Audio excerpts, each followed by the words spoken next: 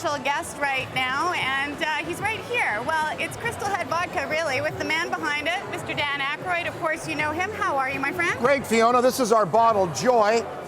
We call her Joy, and Joy packs a nice wallop. Now, I have just had my first sip, and I have to say, as a lover of vodka, this is delicious. Okay, it's different from a lot of vodkas because we don't use fusel oils.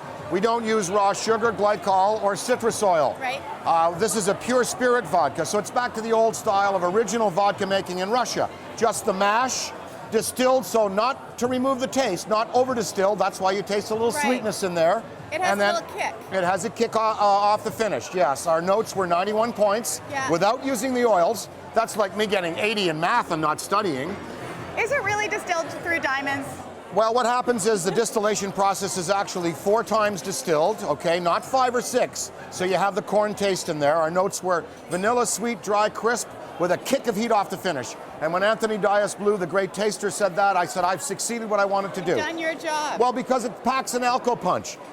These oils are put in there to mask the alcohol in vodkas, and we don't hide our alcohol Well, we're in used here. to not tasting it, but it really does have a nice flavor. That's right, yeah. Okay, tell us about the legend of the 13 skulls and the story behind why you did the bottle like this. Well, the skulls go back to a legend that's many thousands of years old. The Mayans, the Navajo, the Aztec used devices which were made in crystal. This is a glass bottle, of course. Crystal has lead in it, so we're safe. They basically use them as crystal balls to see the future, the past, and the present. The bottle was designed by John Alexander. You can Google him. He has a catalog raisonné of paintings and sculpture going back to 1968. Jimmy Buffett, Lauren Michaels, myself, Chevy Chase all own his work, as well as the Corcoran in Washington, D.C., the Metropolitan Museum in Manhattan, the Houston Museum of Fine Art. He is one of America's great sculptors and painters. It is beautiful. And it's his bottle. And the Legend of the Heads is all about empowered, enlightened, pure spirit drinking. So, in that spirit, we're going to pour you what I call our crystal driver, fresh squeezed tangerine juice, and we yolk infuse it. In other words, when you infuse it, it should look like a yolk breaking out of an egg, you see? Slowly infuse it with yellow all the way through, completely infused with yellow all the way through, lots of additive. Beautiful. There we go, like that. Okay, and we're going to stir it. Give it a stir. Thank you, Mr. Aykroyd. Okay, give that a sip now. That's delicious. It doesn't disguise the alcohol. It doesn't. You get the You corn. actually taste the flavors. Yeah, you taste the, You see, vodka was always supposed to be odorless, colorless, and tasteless. Well, that changed when Grey Goose said, we have the best tasting vodka. Oh, all of a sudden, vodka has a taste. So we like our little corn taste in there from the St. Thomas peaches and cream corn. Yeah. And then we have our proprietary grains, and we have that Newfoundland water.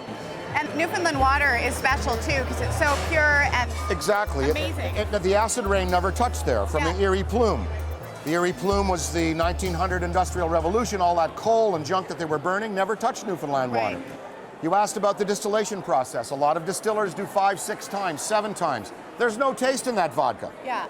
We do a 4 times, and then we do 3 times filtration over charcoal, and then 3 times over Herkimer diamonds in a little cone of semi-precious white stones. Yeah. Now, the last time I talked to you, we had a fascinating conversation about ghosts and spirituality. And this part right here is going to be airing on our Halloween episode. Ah, wonderful. Well, and a couple years... Joy makes a lovely Halloween addition. I think she does. Decor. You know, now, every house should have a little on Halloween. We went and filmed at the most haunted building in Vancouver a couple of years back. The Riverview Hospital? No, we went to Sepperly House, which is actually in Burnaby. Okay, and we caught something it's an old house? Very old, very known for its spirits, and we caught something on camera that none of us can explain. What kind of camera? Was it one of these or infrared, infragreen? It was one of these. What are your thoughts when the cynics look at that kind of thing and they can't explain it? Because some people are believers like yourself, some people don't. But what do you say when something unexplained is captured on film? Well, I immediately look for a hoax. I immediately look for a climatological implication, a temperature implication, mold, mists, toxic exusions. You rule out everything, as any good investigator would. Right. But the Harris-Upham poll on the paranormal, the last one done, says that 54% of North Americans believe in the supernatural. Right. And so I'm marching along with about 100 other million Americans and Canadians who believe that there is something beyond the 4 dimensions we live in. And to me, it's entirely entertaining. It is very entertaining. Yes. And last time I talked to you, we touched on Ghostbusters, the new film. Where is that at right now? Oh, very good shape. We got a great script and hope to be shooting in the spring. We hope you are too. And I'm going to enjoy this fabulous cocktail with Mr. Aykroyd. Thank you so much. Thank of course, you for coming in. Pick up Crystal Head and you can have some joy in a bottle. Thank you, Mr. Aykroyd. Thanks, Fiona. Cheers. Okay. There we go.